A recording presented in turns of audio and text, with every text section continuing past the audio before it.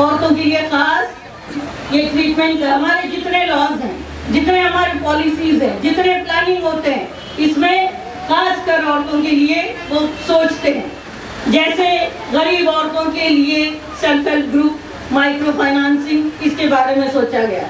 Women in industry के बारे में सोचा गया, वुमेन इन एग्रीकल्चर के बारे में सोचा गया, वुमेन इन एजुकेशन। अभी जो बात की कि 30% जितने स्कॉलरशिप है इसमें लड़कियों के लिए खास रिजर्वेशन रखा है। जितने एडमिशंस होते हैं, चाहे मेडिकल के हो, इंजीनियरिंग के हो, वहाँ सीट्स जो होती है उसमें भी लड़कियों के रिजर्वेशन है। तो ये है मानना कि हिंदुस्तान में एक तो इक्वल ट्रीटमेंट है कॉन्स्टिट्यूशन से, और अगर हम खुद उठ के अगर हमारे हुकूक को हम हासिल नहीं करेंगे, हमारे फराइज को नहीं जानेंगे, तो गलती किसकी होगी? हमारी होगी। तो हमारा फर्ज बनता है कि हमें तालीम पर सबसे ज्यादा जोर दिया जाए।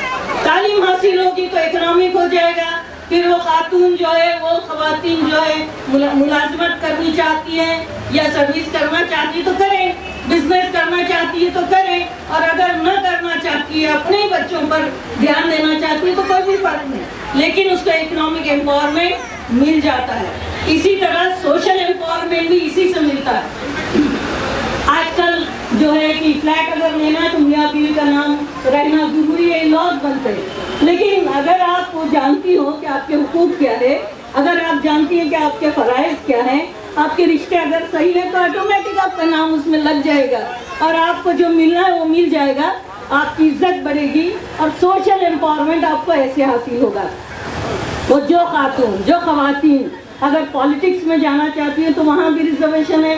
पंचायत राज में देख लीजिएगा आजकल कितनी औरतें जा रही हैं, और पंचायत में जो वो काम कर रही हैं, ये खातून, ये खवातीन जो है, क्योंकि वो एम्पावर हो गई हैं, वो जानती हैं। जैसे अगर शराब के अड्डे वहाँ चलते हो तो सबसे ज़्यादा उसका असर होता है वो घरों में, और वो उन औरतों पर, उन बच्चों पर होता है, तो वो जाके शराब खानी तोड़ देती है। ये जो नया चेंज है ये खवातीन ही कर सकती है। पानी का मसला हो या आपके वहाँ के जो सफाई का मसला हो, वहाँ की स्कूलों का मसला हो, तो ये पंचायत लेवल पर भी औरतें बहुत अच्छा काम कर रही है। तो जिनको जाना है पॉलिटिक्स में, वो भी पॉलिटिक्स में जाके अपना जो फर्ज अदा कर सकती है और दूसरों के हुकूक, सही इंसानी जो हुकूक है वो दिलाने में भी वो कोशिश कर सकती है।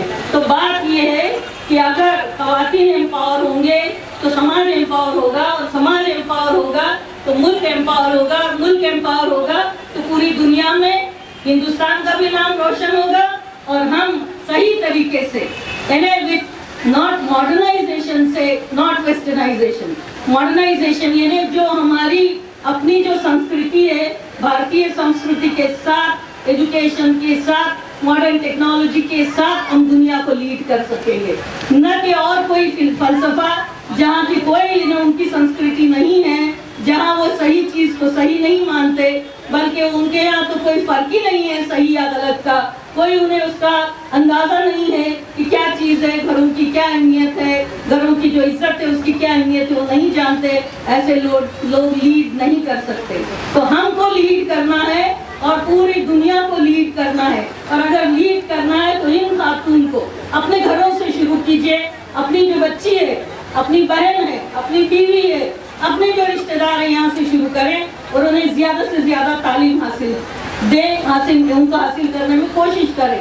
और कोशिश करने की भी क्या तरीके, अभी बताया कि स्कॉलरशिप्स हैं, यहाँ की एरिया के NGOs क्या काम कर रहे हैं। आप एक इंफॉर्मेशन सेंटर कायम करें जहाँ से ज्यादा लोगों को ये मालूमात दें कि ऐसे गवर्नमेंट के कौन से स्कीम्स हैं, सेंट्रल गवर्नमेंट के, स्टेट गवर्नमेंट के, लोकल गवर्नमेंट। हमने पूना में एक इंस्टीट्यूट कायम किया गया जिसके तहत हम स्कॉलरशिप की इंफॉर्मेशन फ्री ऑफ चार्ज देते हैं। 10,000 स्टूडेंट्स ने उसका फायदा लिया और पिछले साल 4.5 करोड़ रुपया ई बैंकिंग के तहत इन स्टूडेंट्स के अकाउंट में आ गया। इस साल मार्च तक इंशाल्लाह 5.5 करोड़ रुपया स्कॉलरशिप के तहत ये स्टूडेंट्स के अकाउंट में ई बैंकिंग के तहत मिलेगा।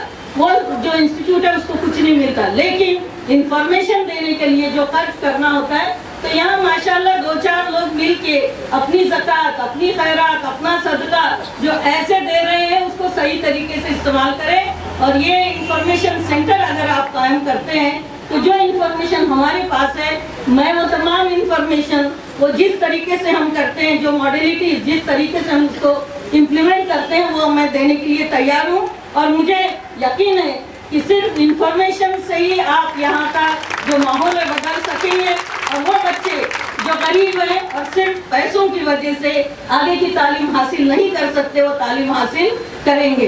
क्योंकि जो ज़रूरतमंद है, जो नीडी है, वो गवर्नमेंट के स्कीम के सिर्फ मालूमात की कमी की वजह से पीछे रहते हैं, या हमारे एनजीओज का जो लिंक का काम करना है, हमारी कमजोरी की वजह से ये बच्चे पीछे रहते हैं। तो अगर आप इंफॉर्मेशन सेंटर यहाँ काम करेंगे तो इसी ये सालगिरह मनाने का एक सही तरीका होगा, और इंशाअल्लाह अगले साल तक आप काफ़ी बच्चों को उसको मदद करेंगे।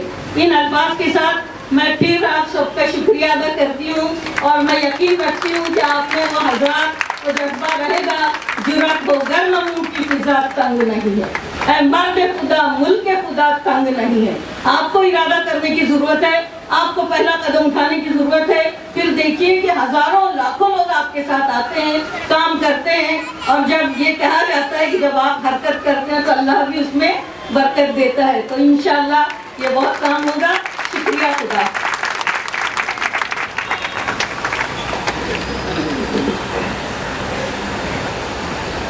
इसके बाद